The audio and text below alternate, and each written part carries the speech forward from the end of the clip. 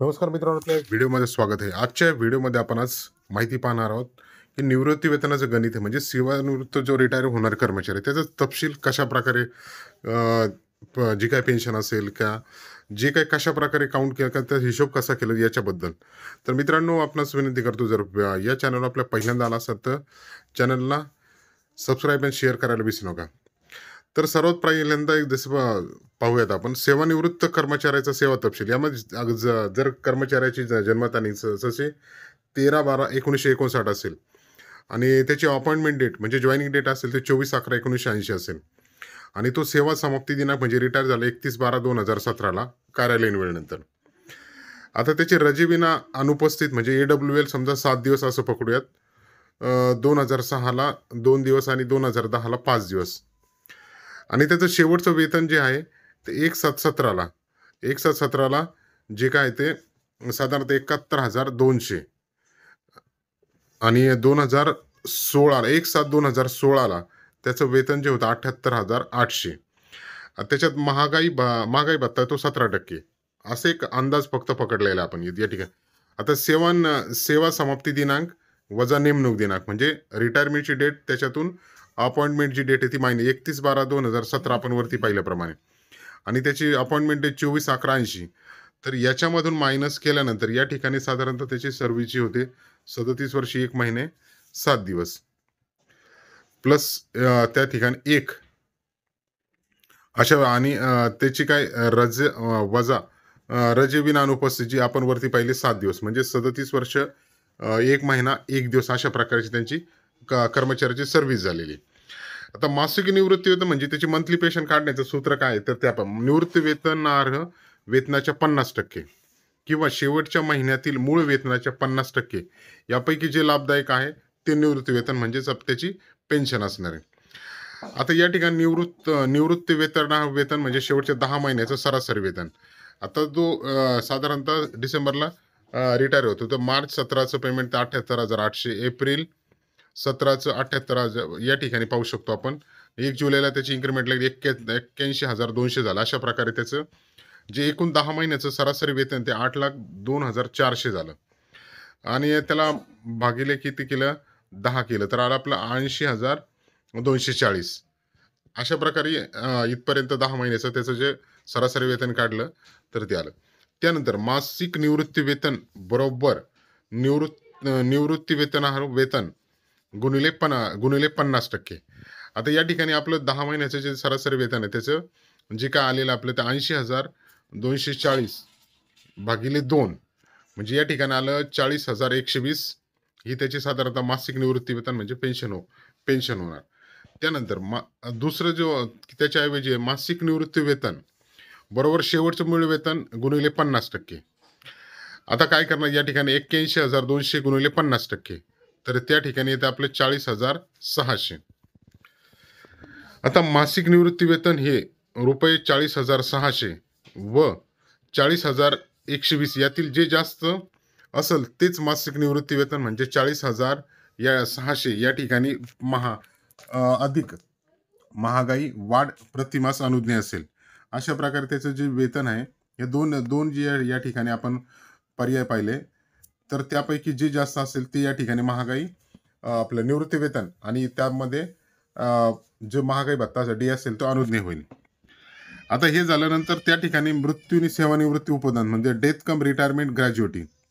आता हे कसं काढणार तर शेवटचं मूळ वेतन गुणिले अर्हकारी सेवा 6 महिन्यांच्या पटीत जास्तीत जास्त 66 भागिले 4. आता त्यांचं शेवटचं मूळ वेतन आहे समजा 81,200 आणि 66 गुणिले 66 भागिले 4. तर ते साधारणतः काढायला गेलो तर आपण 39,39,800 येतं किंवा आपण 14 लाखापर्यंत जे आपलं परिपत्रक आहे परिपत्रकानुसार जे आहे ते 14 लाख आहे. जे उपदानाचं सेवानिवृत्ती उपदानाचं तर त्यामध्ये 13,39,800 आले. आता उपदान अधिदान अधिनियम 1972चा काय सांगतो तर शेवटचं मूळ वेतन अधिक त्याचा जो काही महागाई भत्ता असेल तो गुणिले 15 गुणिले अर्हकारी सेवा पूर्ण वर्षामध्ये आणि भागिले 26. आता कसं करायचं मूळ वेतन किती आपलं 81,200 साधारणतः. त्यानंतर त्यामध्ये काय केलं, महागाई भत्ता किती गेला, 13,804 गुणिले 15 आणि अर्हकारी जी काही पूर्ण सेवा झाली ती 37 वर्ष आणि त्याला भागिले 26 केलेलं आहे. तर याचं जे काय आहे, आपण 81,200 प्लस 13,804 हे आले 95,004. त्यानंतर गुणिले 15 आणि सेवा काय जी आहे ती झालेली आहे 37 वर्ष भागिले 26. आता हे केल्यानंतर या ठिकाणी येतं जे उत्तर आहे त्या ठिकाणी 20,27,970 आणि परिपत्र क्रमांक 18 नुसार त्याची जी काही उपदानाचे अधिनियम आहे त्याची जी मर्यादा आहे ती 20 लाखापर्यंत आहे आणि 20 लाखापर्यंत असल्या कारणाने त्याला देय उपदान किती आहे साधारणतः आपण या ठिकाणी पाहू शकतो. निवृत्ती सेवानिवृत्ती उपदान 13,39,800 आणि नि सेवानिवृत्ती उपदान व उपदान आधी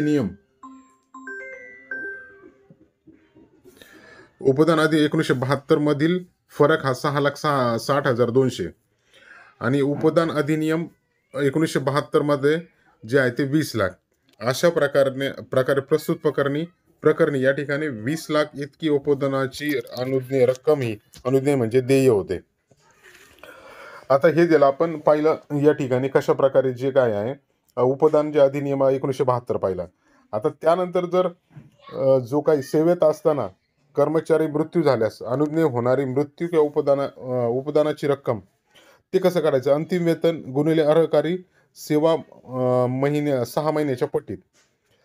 आता भागिले 2, आता 81,200 गुणिले 66 भागिले 2, तर या ठिकाणी या अमाऊंट येते आपली 26,000 19,600 आणि कमाल मर्यादा आपली या ठिकाणी 14 लाख आहे. या प्रकारे 14 लाख या ठिकाणी अनुज्ञेय होते. त्यानंतर 5वा पॉईंट आपला निवृत्त वेतनाचं अंशराशीकरण.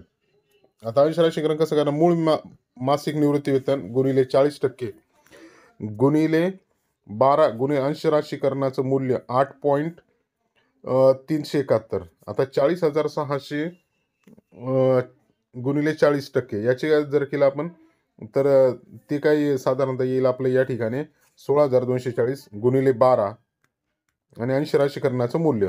तर या ठिकाणी जे निवृत्ती अंशराशीकरण ते 16,31,340 येत आहे. त्यानंतर निवृत्ती वेतनाच्या अंशराशीकरणानंतर अनुज्ञेय होणारे मासिक निवृत्ती वेतन. आता मूळ मासिक निवृत्ती वेतनाच्या 60% म्हणजे 40,600 गुणिले 60%, तर या ठिकाणी प्रतिमास महागाई वाढ जी आहे अधिक महागाई वाढ हे 24,360. त्यानंतर 7वं कुटुंब निवृत्ती वेतन नियमित दराने. सूत्र काय आहे, मूळ वेतनाच्या 30%. तर आपलं मूळ वेतन किती शेवटचं 81,200 गुणिले 30%. तर अशा प्रकारे ते जर काढलं तर आपण 24,360 अधिक महागाई भत्ता महागाई वाढीची प्रतिमास.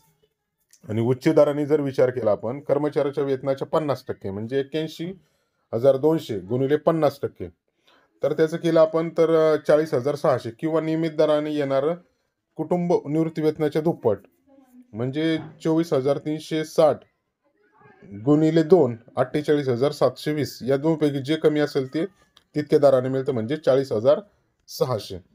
आता याच्यामध्ये इतर फायदे कोणते आहेत, भविष्य निर्वाह निधीत या ठिकाणी व्याजासकट जमा असलेली रक्कम. त्यानंतर सेवानिवृत्ती वेळी रजेच्या खात्यात शिल्लक असलेल्या अर्जित व अर्धवतनी रजेचे रोखीकरण करून येणारी रक्कम जे काय आपल्या EL व HPLच्या असतील ती रक्कम.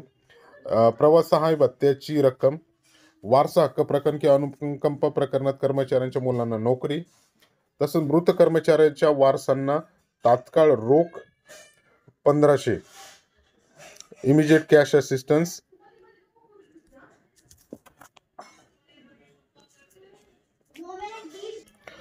अशा प्रकारे जे काय आपण पाहिलं यामध्ये निवृत्त वेतनाचं जे काही सूत्र आहे किंवा पेन्शन कशा प्रकारे काढायची त्याचं कर्मचाऱ्याचा तपशील या ठिकाणी पाहिला आपण. त्यानंतर त्याची अर्हकारी सेवा, त्यानंतर मासिक निवृत्ती वेतन कसं काढणं, मंथली पेन्शन त्याची. त्यानंतर मासिक निवृत्ती वेतन काढण्याच्या ज्या वेगवेगळ्या पद्धती आहेत आणि कशा प्रकारे काढले जातं ते 6 महिन्याच्या पटीत किंवा त्यानंतर उपदान अधिनियम 1972 काय आहे.